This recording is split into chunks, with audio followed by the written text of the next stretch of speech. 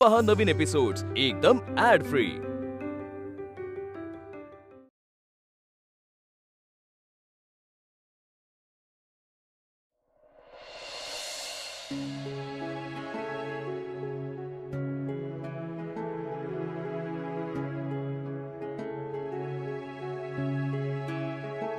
मी चुकले, तुम्हाला दिलेला शब्द नाही पाळू शकले। आई म्हणून कमी पडले मी, मला माफ करा।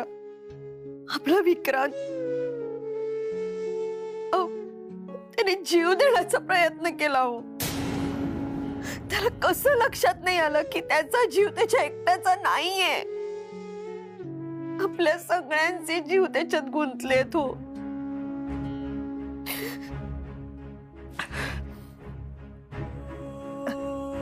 आणि कोणासाठी? एका मुलीसाठी?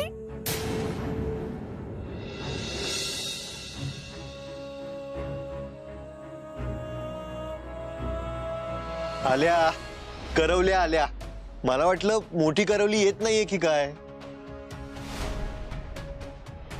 अहो तुमच्याशिवाय लग्न कसं लागणार ना। माझ्या आईने आणि माझ्या अण्णांनी मला एवढंच शिकवलंय की कुणाच्या श्रीमंतीचा कधी लोभ नसावा आणि आपल्याकडे जे आहे जितकं आहे त्याचा खोटा अभिमान नसावा। कारण माणसाची सगळ्यात मोठी श्रीमंती त्याचा प्रामाणिकपणा आहे। पण त्या प्रामाणिकपणाची पारख आहे कुणाला? आता बोला, मगाशी तुम्हीच होतात ना सगळ्यांच्या पुढे बोलायला।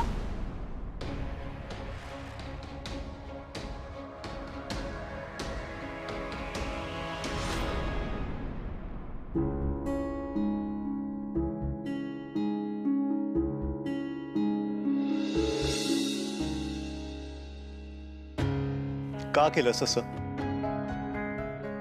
दादा? का केलंस तू असं? मी तुला प्रॉमिस केलं होतं ना की मी आरतीला विसरण्याचा प्रयत्न करेन, करतही होतो रे। का घाई केलीस तू? का त्या बडवायकांना पुढे केलंस? काय तुला वाटतं मी असा वागेन? Vikrant, are you out of your mind? हे बघ, मला जे बोलायचं असतं ना ते मी स्पष्टपणे बोलतो। हे असं दुसऱ्यांना पुढे करून स्वतःचं काम करून घेणारा असा वाटतो का मी तुला? विक्रांत, आर यू डाउटिंग मी? आणि तुला काय वाटतं मी त्या सारिका सारख्या मुलीसाठी तुझ्यावर प्रेशर आणेन? हो, वाव। म्हणजे तुझं म्हणणं आहे की तू काहीच नाही केलंयस, पण मग ते डायरेक्ट इकडे आलेच कसे? तेही कोणाला न सांगता? दादा, तुला जितका मूर्ख वाटतो ना तितका मूर्ख नाहीये रे मी। ते डायरेक्ट इथे आले आणि आरतीला ब्लेम करत बसले। सगळी चूक माझी आहे, तर आरती भरडली जाते, तिची बदनामी होते। तुला कळतंय का दादा? हे प्रकरण इथेच थांबणारं नाहीये। अरे हेच करायचं होतं, मग कशाला वाचवलंस मला? मरू द्यायचंस ना विक्रांत।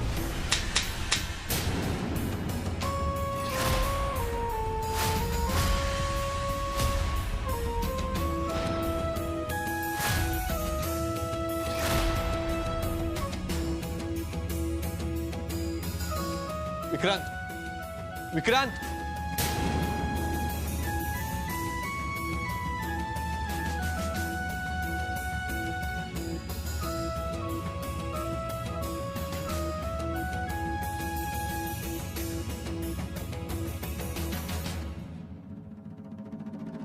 बाबा काय करू मी? बाबा काही सुचत नाहीये।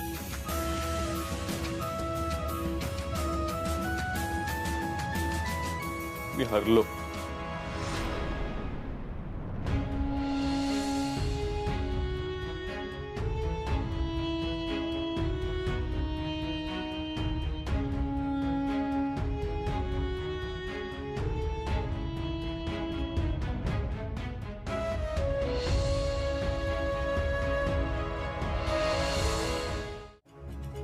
सार्थक,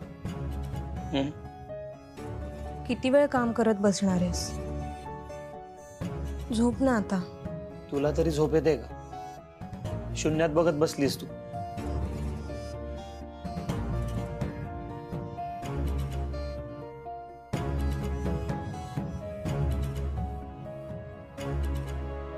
आद्या, मी काय म्हणतोय,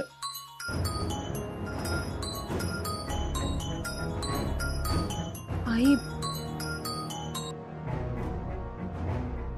हॅलो आई. अगं मी आता तुझीच आठवण काढत होते.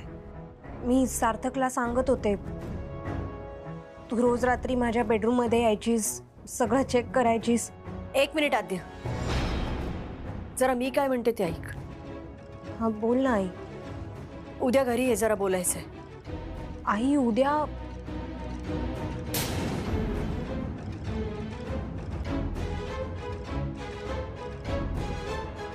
काय झालं? काय म्हणाले आई? आईने उद्या घरी बोलवलंय. आद्या, सगळं ठीक होईल.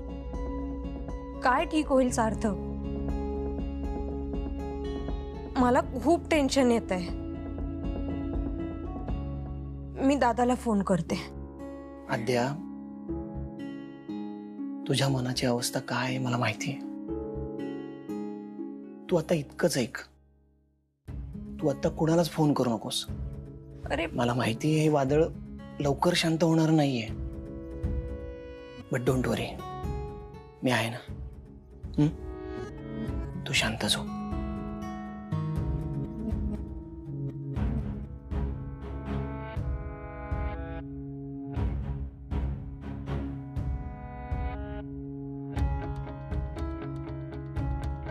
झोप शांत.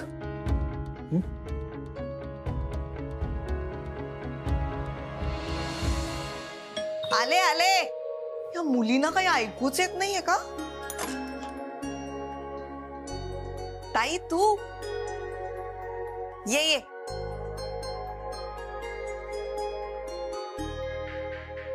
अगदी बरं झालं बघ आलीस. मी फोनच करणार होते तुला. हे गेलेत क्लिनिकला. बर नाश्ता तयार आहे, करशील ना? नाश्ता करता करता छान गप्पा मारूया. ये. सुमन, तू बस ग आधी. अगं बसायला वेळ कुठे आहे? भाजीला फोडणी घातलीये मी. सुमन 5 मिनिटं बस तर शांत. मला खूप महत्वाचं बोलायचंय तुझ्याशी. बरं, फक्त गॅस बारीक करून येऊ. लवकर ये. आणि मुली कुठे आहेत? मुली आजकाल आपल्या आपल्यातच असतात बघ, लग्न ठरल्यापासून. तू बस, मी आलेच.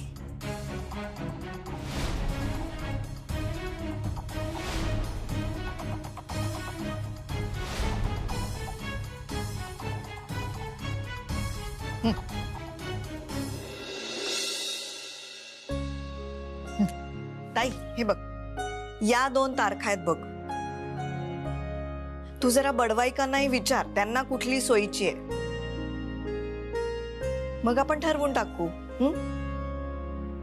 सुमन सुमन ऐक ना, मला खरंच खूप महत्वाचं बोलायचंय तुझ्याशी, विक्रांत बद्दल. बोल ना. मला दिसला होता देवळात तो.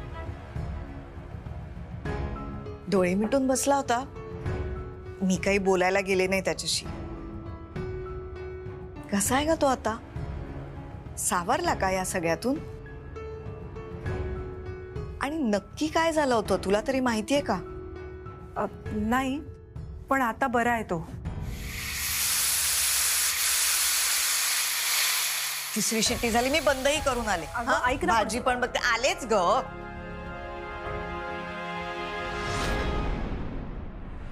आद्या तू घरी यायचीस, विक्रांतला भेटायचीस. तुला एकदाही वाटलं नाही का ग की आपल्या आईला आपण सगळं सांगावं? इतकी महत्वाची गोष्ट झालेली असताना सुद्धा. आई, आम्ही दोघं खरंच खूप घाबरलो होतो. आणि मला खरंच वाटलं नव्हतं ग की विक्रांत हे असं काहीतरी करून बसेल. आणि मग आम्ही गुंतत गेलो. एकीकडे विक्रांतला विश्वासात घ्यायचं, त्याच्याशी बोलायचं, आणि दुसऱ्या बाजूनी माझ्यापासून सगळं लपवत गेलात, हो ना? मी कोणीच नाहीये का ग त्याची? तुम्हीच दोघं आहात सगळं. आई असं खरंच काही नाही. अगं तुला त्रास होऊ नये, तुला टेन्शन येऊ नये यासाठी आम्ही. हो का? नाही आलं का मला टेन्शन? आता काय कमी त्रास होतोय मला? अगं त्या दोघांचं जाऊ द्या आद्या, पण तू एक मुलगी आहेस. तुला नाही लक्षात आलं आईला काय वाटत असेल याचं?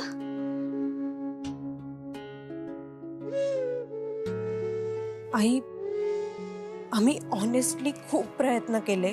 कसले प्रयत्न?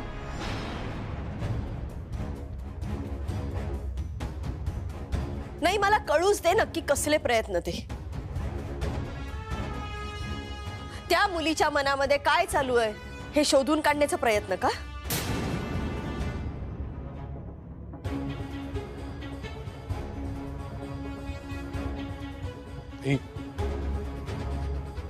प्लीज तू तरी समजून घे ना. चुकलो आम्ही, माफ करा मला.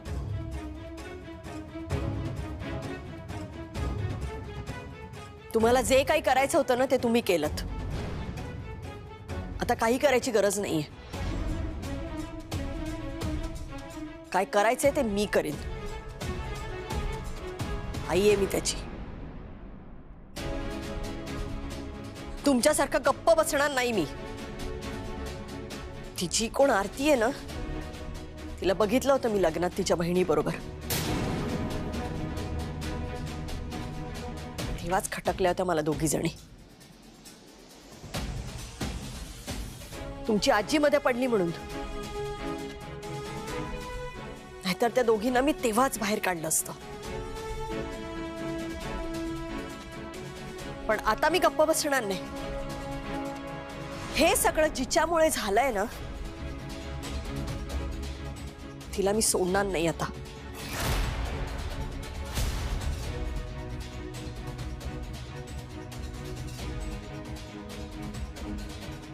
आई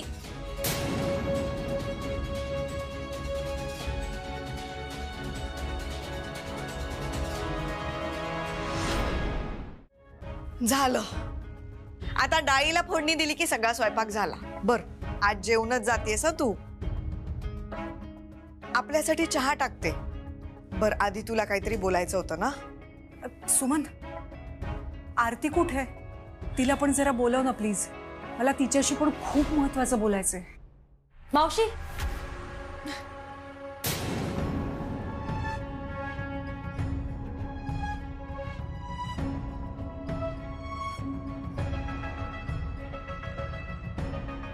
तू पण आलीस होय?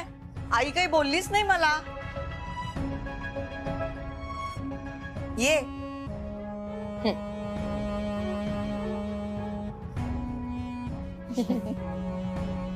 बस.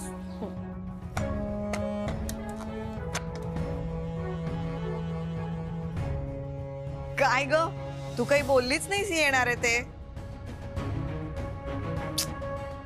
आरती, अमूल्या, मावशी आणि सारिका आल्यात बघा.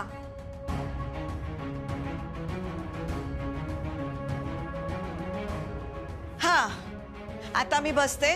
आता बोल, काय महत्वाचं बोलायचंय? मावशी, मी सांगते. मम्माला नक्की काय महत्वाचं बोलायचंय ते.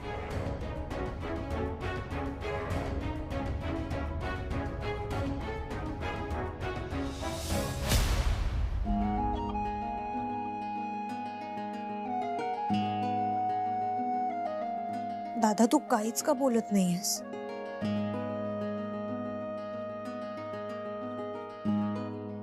हे बघ, तूच असा खचून गेलास तर आम्ही दोघांनी कोणाकडे बघायचं? हा दादा, तू काहीच का बोलत नाहीयेस आज? दादा, मी तुझ्याशी बोलतेय, बोल ना काहीतरी. काय बोलू? काय करू? आणि कोणासाठी? माझ्या भावासाठी, ज्याचा माझ्यावरच विश्वास नाही. म्हणजे हे काय बोलतोयस तू?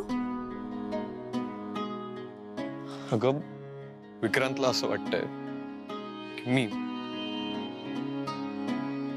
मी राजसिंग बडवाईक यांच्या खांद्यावर बंदूक ठेवून हे सगळं आईला सांगितलं. काय?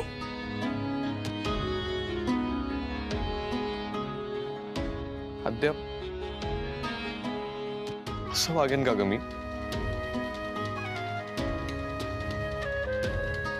माझ्या सख्ख्या भावालाच वाटतंय की मी त्याच्या विरोधात आहे. असं करेन का मी?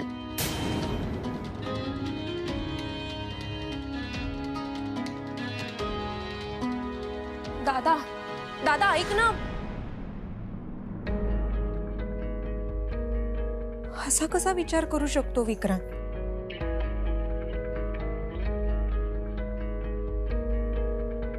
मला बोलायला हवं त्याच्याशी.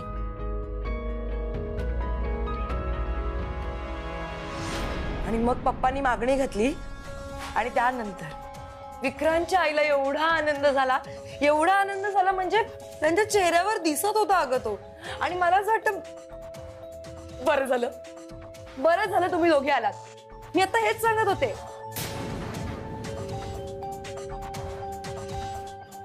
माझं आणि विक्रांतचं कसं लग्न ठरलं ते.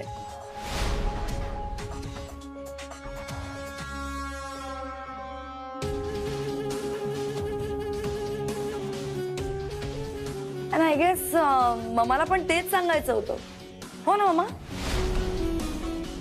केवढी खुश आहे ही. एवढा आवडतो तो.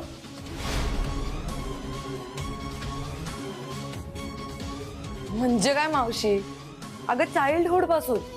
आणि हा पप्पांना पण माहिती आहे ते.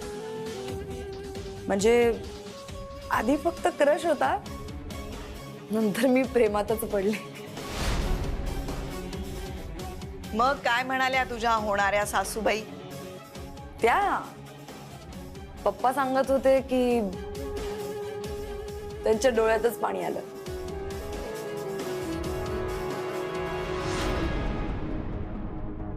म्हणजे विक्रांतचे बाबा आणि माझे पप्पा खूप आधीपासूनचे मित्र होते ना. त्यांनी तेव्हाच ठरवलं होतं की माझं आणि विक्रांतचं लग्न लावून द्यायचं. अण्णा म्हणालेच होते, उशीर करू नका. आता खूप उशीर झालाय. गुंता इतका वाढलाय की. चला, एवढी गोड बातमी दिली आहे, सगळ्यांसाठी काहीतरी गोड करते. ए मावशी, चालेल तू शिरा करशील का? मला तुझ्या हातचा शिरा खूप आवडतो.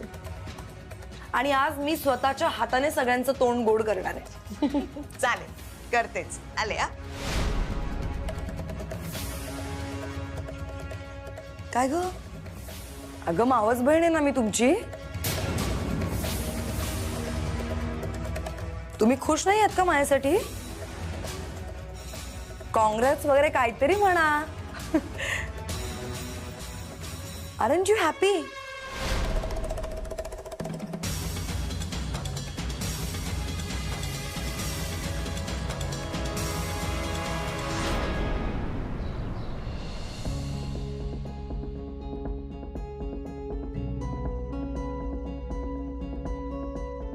काय गोड बातमी दिलीयस ग.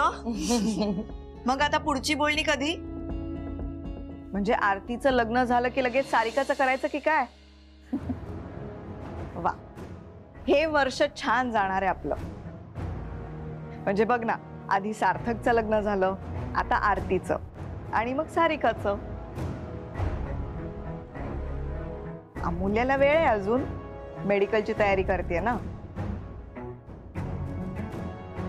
You know what, मावशी? नागपूरचा मोस्ट एलिजिबल बॅचलर आहे विक्रांत. किती मुलींना त्याच्याशी लग्न करायचंय माहितीये? पण शेवटी माझं प्रेम जिंकलं. चला, पहिला घास मी आरती ताईला भरवते.